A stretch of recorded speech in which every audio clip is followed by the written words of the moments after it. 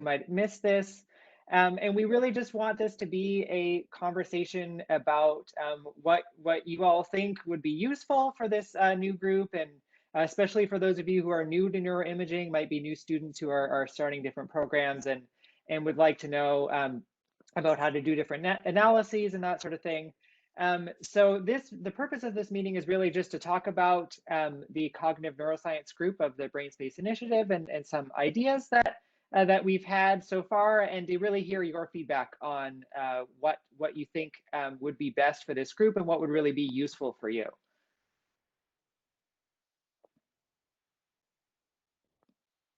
So I just wanted to start by showing the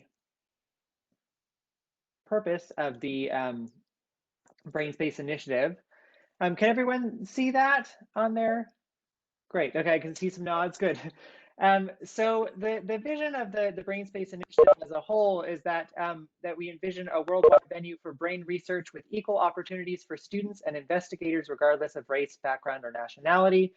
So as I mentioned, many of you might be students, and we really want to hear from you about what you need as new neuroimagers in the community, and what would be best. So really, this is meant for all of us to have a space to work together. And this second sentence here, the mission, goals, and actions will be crafted to the needs of our participants and guidance by advisory committee members. So again, really, we're looking for active feedback from everybody here. So if you have different ideas, even after today, just let us know, and we can definitely see what we can do to incorporate that into the group. And if anybody has questions, please interrupt me throughout. You can sort of raise your hand or use the WebEx function, or in the chat if you'd like to type a question. I'm happy to do that. I think I've met most of you who are on this call, but for those of you who haven't met me, my name is Jeffrey Malins. So I'm an assistant professor in the Department of Psychology at Georgia State University, and also affiliated with the Neuroscience Institute and the Language and Literacy Initiative there. I mostly use fMRI and EEG in my work, and to look at reading and language development with different populations, including young children. And also, I'm interested in bilingualism as well. So I sort of, as you see later, I kind of have some suggestions about things we might talk about in this group. Some of that's guided just by things that I'm interested in, but of course, what I really want to hear about is what everybody would like to discuss.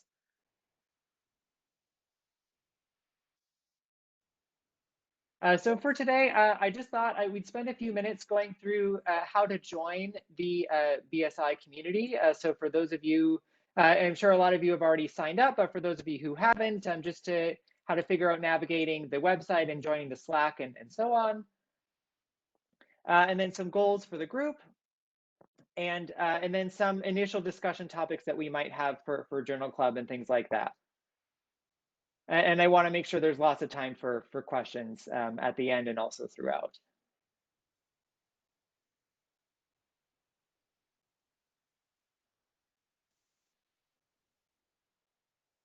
All right. So this is the website here for the Brain Space Initiative.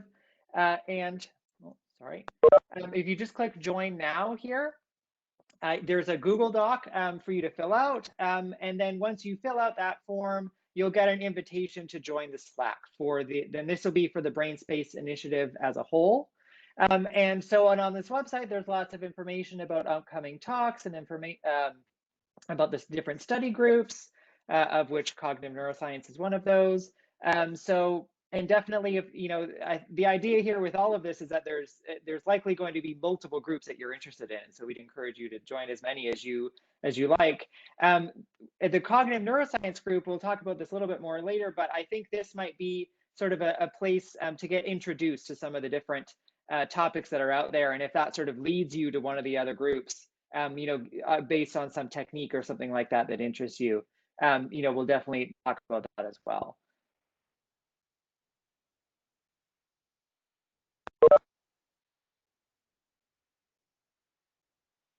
And so this here, so if you download Slack, which is an app, you can use it on your phone. You can also use it on a desktop. I actually have it on both, and it's a great way to communicate and sort of keep up with things. and you can set, what type of alerts you'd like.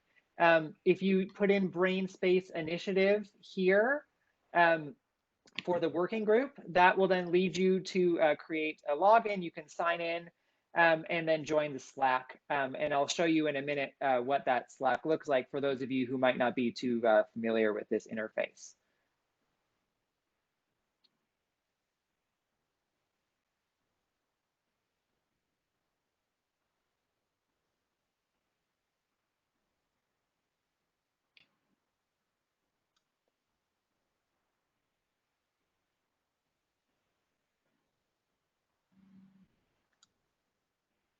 Right, can everyone see that here?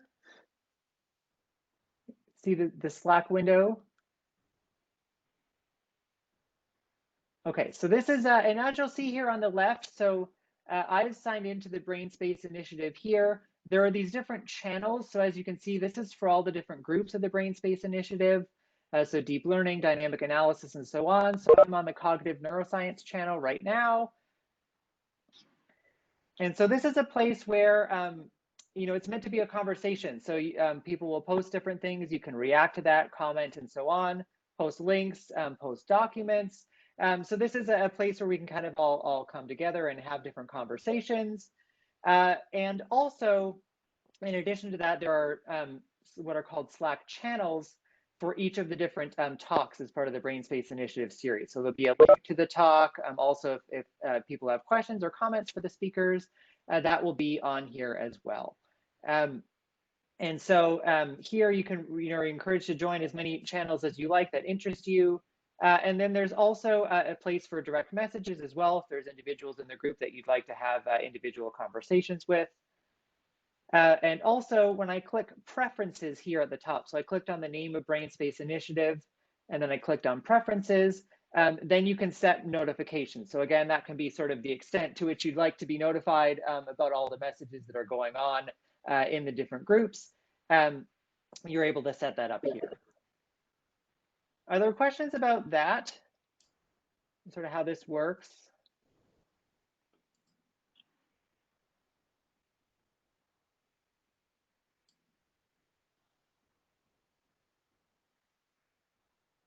And again, you could feel free to type in the chat if something does come up to you that you'd like to discuss.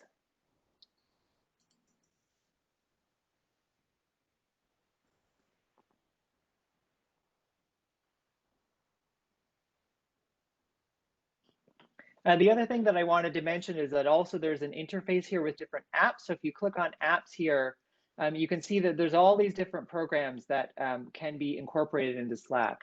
And again, it's sort of, if people have ideas about things that they'd like to include, like different polls, for example, that, this is something that we can sort of use this as a resource in whatever way that people think is best. So there's a lot of functionality here and a lot of options of what we can do. So this is quite similar to Microsoft Teams for those of you who may have worked with that.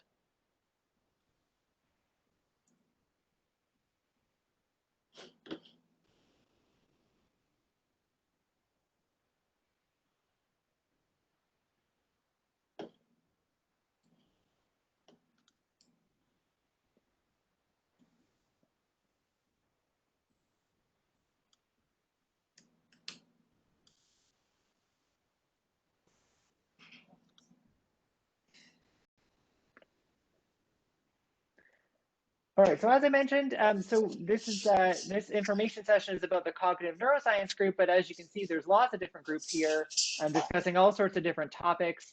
And I think, a few of us have discussed this, and I think, what we could really do with this cognitive neuroscience group is have it be a place more for folks who might be new to neuroimaging, learning about different analyses, how to pre-process fMRI data, for example.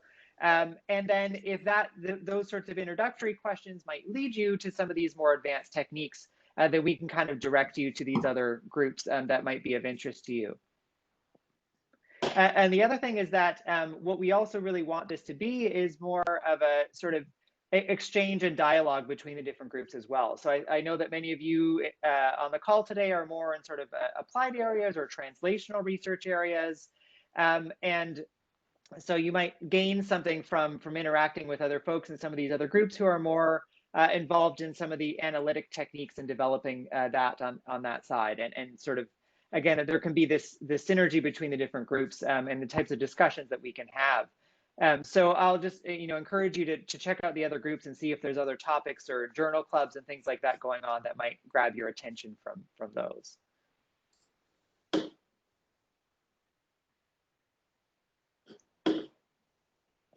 So as I mentioned, I think that I know that this came up in Vince Calhoun's introductory talk a few weeks ago, that there were a number of people that were quite interested in pre-processing. And I think that perhaps this could be part of this group, that if there are students who are new to neuroimaging and would like to know what resources are out there to learn about specifically fMRI analysis or DTI or EEG and other methods, that this can be a place for that, and so we can gather resources together, and maybe some of the more elementary statistical analyses, like, for example, what's the general linear model, and what does that do, and that sort of thing. Again, that might lead to some of the more advanced techniques that are discussed in the other groups. And a colleague of mine, Andy Yun, who runs Andy's Brain blog, he's someone who I thought, I did mention this to him, and he was interested in sort of leading a workshop for people if that was something of interest. And again, we can talk about maybe what areas would be best, or what programs. I know some people are using SPM, some people are using AFNI, and so on. And so kind of, as a group, we can figure out what would be the best topic for him to discuss in our group.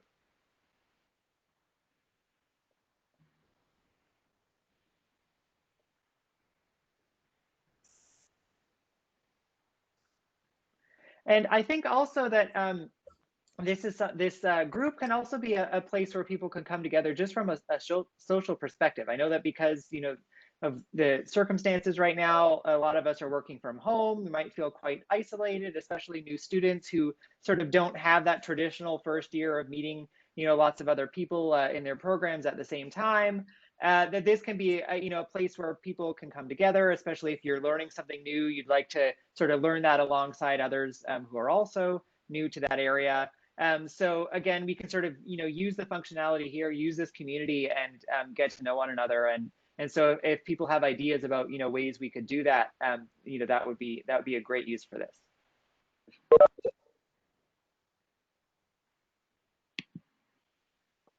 The other thing that I think this could be is a place, especially for those of you who are sort of learning different methods.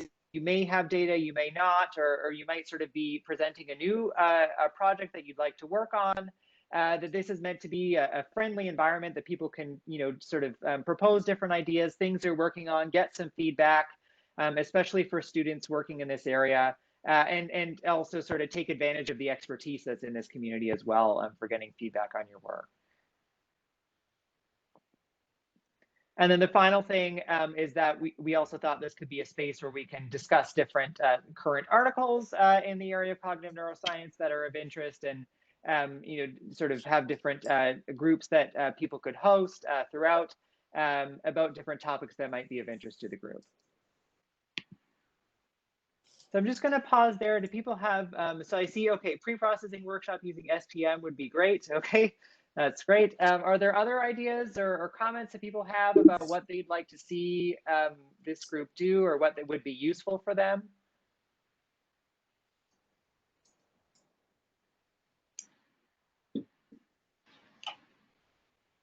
Yeah, I like Armin. I like that idea of the coffee chat as well. I think that's a great idea. I know that some conferences like OHBM, for example, this summer did that with sort of these virtual coffee spaces where people could come together. But I think that's exactly the kind of thing that we're missing right now with the pandemic. It would be great just to chat, like, what are you working on? Kind of just have an idea to talk informally about different projects.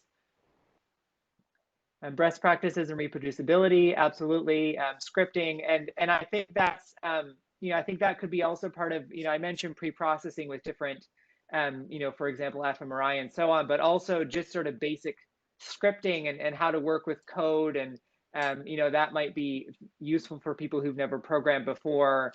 We can definitely include that as well. And certainly there's a lot of discussions going on now about reproducibility and working with big data. And, you know, again, I think that it seems to be more in this direction, sort of that people are working on larger collaborative projects. And I think it would be great to have some of those discussions. Other ideas?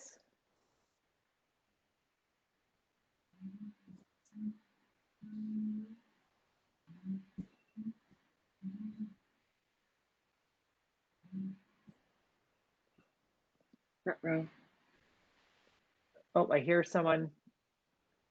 Not sure if there's a question. I had to find the unmute button, as you said. Okay. The updates did move the buttons around. I was wondering if there was, I think within Slack, there is a place to put files, resources, links to tutorials, recordings like these. But I haven't used it very much.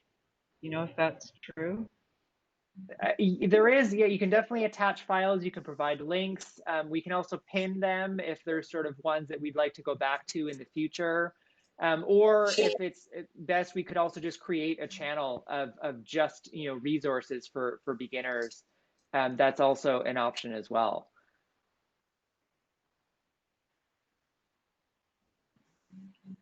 That might be useful because we always share, you know, what we found, videos and tutorials that seem to be informative.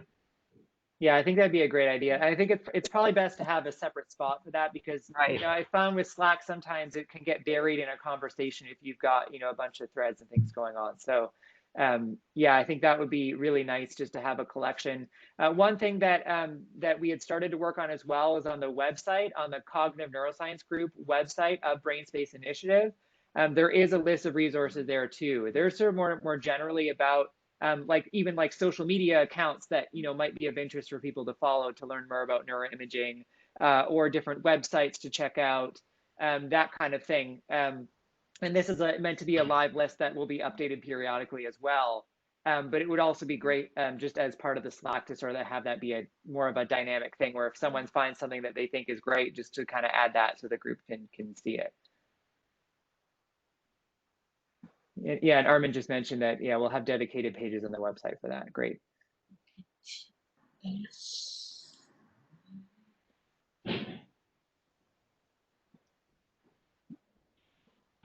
So a question from Martin Norgard: do we start inviting folks from other universities to join BSI? Could we end up with groups that are too big, or is that a good problem? Armin, would you mind sort of addressing this question? So right now we have around like 180 individuals across around the world. It's not just from GSU. So right now we are not concerned about the group becoming too big, but that's definitely a concern in future. We can think about that. Yeah, but right now we have other people from other group and countries as well. Good, because I'd already reached out to some folks at Georgia Tech and invited them, so I hoped that was okay. I just assumed it was all right. Yeah, we have like from every continent, from Asia, Africa, Europe, South America, everywhere. That's great news. Yeah, and I think that, I mean, that's really part of the aim of this, is that we want this to be an international community. So it's great that, you know, we have participants from different areas. You know, if it does end up being that there's sort of too many, we might sort of, you know, we could have individual groups for things like students who are specifically interested in early, you know, sort of processing techniques, or folks who might be interested in different aspects of cognitive neuroscience, like, you know, language research or attention research and so on. But we can sort of see as we go on how much of a need there is for that. But for right now, I think it'd just be great to have this be an open invitation to everyone, and see who's interested.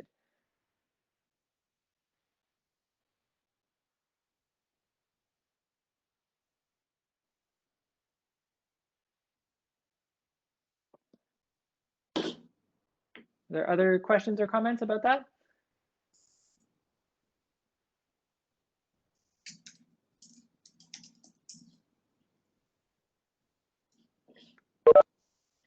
So as far as this is just an initial for specifically for a journal club for this group. These are just some initial questions that I had come up with.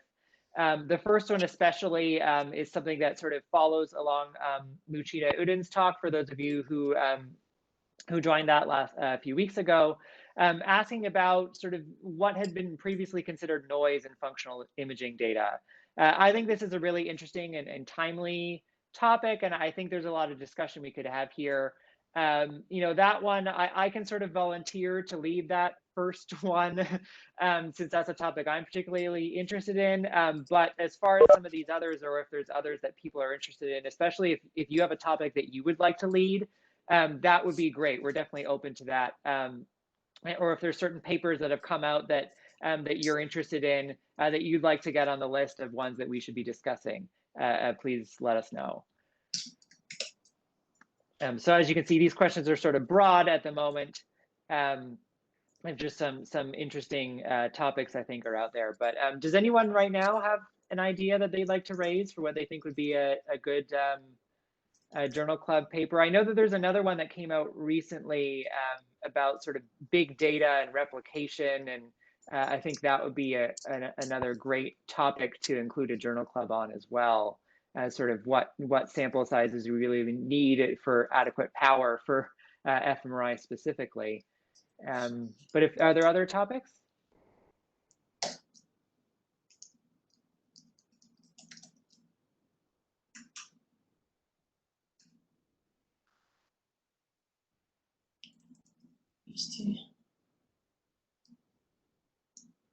Well, there must be some ideas of what people would like to see presentations on.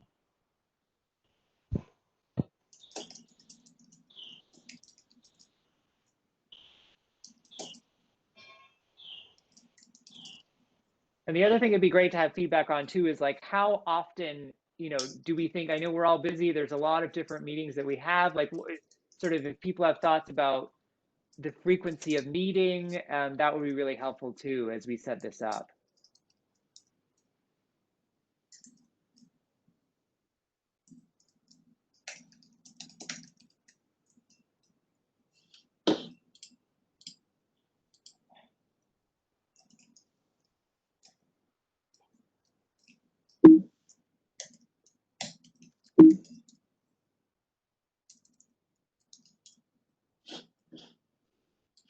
Yeah, I think, Armin, I see your comment in the chat there. I think that's a great idea if we were to have the journal clubs be an informal place where students could present their work. Specifically, I know like for sort of this first topic of noise and functional imaging data, I know there are a few students at Georgia State who are working with in the area of neural variability in fMRI. And so if they might be interested in presenting, you know, just a few minutes on what they're doing. I think, you know, if people are sort of working on topics that are somewhat related to what we're talking about that week, that would be great, you know, and it doesn't have to be long, just be, you know, even 5-10 minutes just to kind of go through what you're doing. And I think that could be a really good idea to group those together.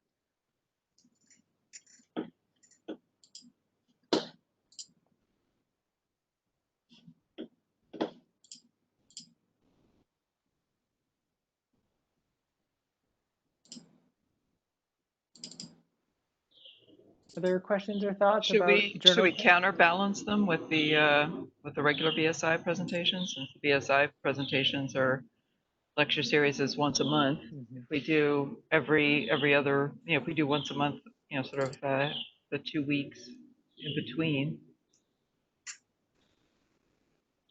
Yeah, I think that's a great idea. I'm not too sure about the other BSI groups, if there's other journal clubs that people want to be a part of. We don't want to conflict with those. But I think I like that idea of having it be sort of on the interspersed between the talks, especially if there's something like Lucina Udin's talk, for example, that sort of spurs further discussion that we can kind of build on what's going on in the talks. So I know that the deep learning have a weekly journal club on Friday at 1 p.m. And for the dynamic group, I know it's based on the voting. So they don't have a specific time. They have a poll and people choose the time they are interested. So. Okay, so we could start there. Yeah, I'm happy to administer a poll on the Slack once people have a chance to sign up and join. We can see what times work best for people, and we can also record those sessions as well and post them for those of you who aren't able to attend. I know, especially with this being international, it's going to be tough with time zones and that too, to try and find good times that are going to work. So I see another comment about a workshop using Brain Life, pipelines and apps. Yeah, and that would be, I think, just in general as well, like it would be helpful to sort of hear from people about what software they're using, in their labs, and so we can kind of get a sense of what would be useful, whether it's just sort of a general overview of all the different software packages that are out there, or specifically if there's individual ones that people would like to know more about.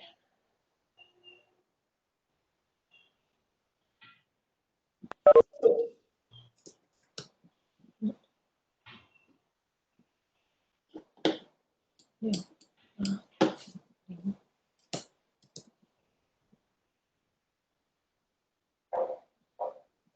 So yeah, I see another comment about language disorders. I think that's certainly an area of research that I'm highly interested in. And I think that would be, I think it would be great to have some discussions about that too, again, more from the translational slide, about sort of how this research is being used, and what, applications, what place cognitive neuroscience research has in discussions surrounding language disorders. So I think that's a great idea.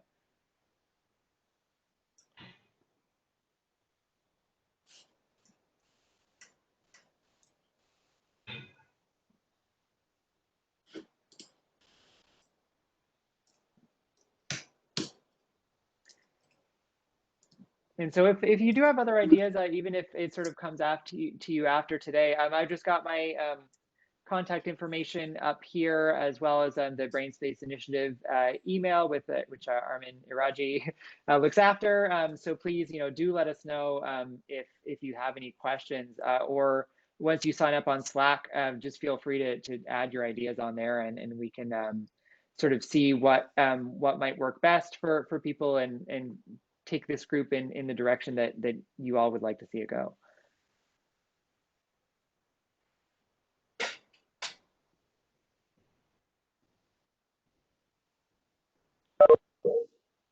Any other questions or feedback?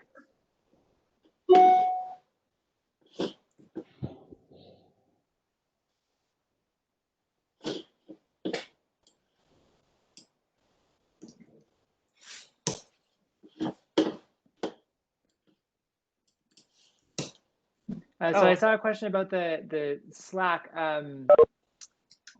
that I can also follow up with you, Serena, if that's easier to sort of go through the instructions. But essentially, if I go back to, see if this will work. So if you just click join now on the Brain Space Initiative main website, there's a Google Doc that you can fill out. And then once you do that, you will receive an email invitation to join the Slack, which you can download the app online or at the App Store if you're an Apple user. And then you'll be asked to input the name of the workspace, which is called Brain Space Initiative, all one word. And then once you enter in your password, you should be able to see the different Slack channels. Can you paste that in the chat window, maybe? That way people can just click on it right away. Yeah, sure.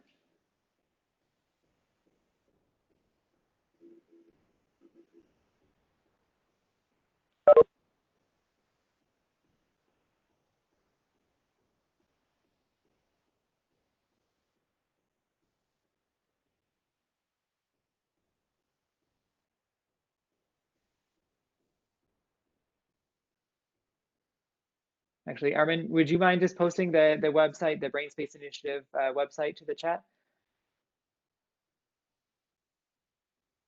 Great, thank you.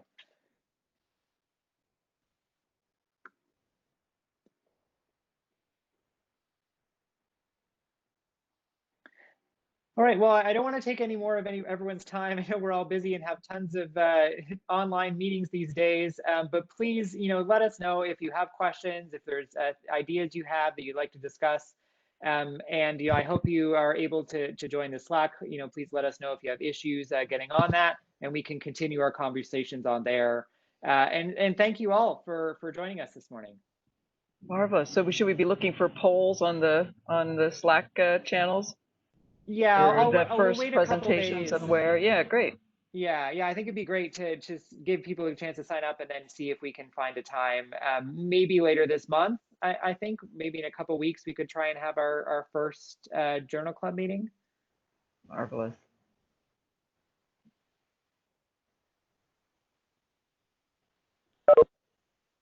Yes, and a social event as well. Great idea. I think that would be nice. Especially with the start of the semester, I think that's great. To kind of give people a chance to settle in, and then it would be great to do something as a group. True. Get everybody introduced.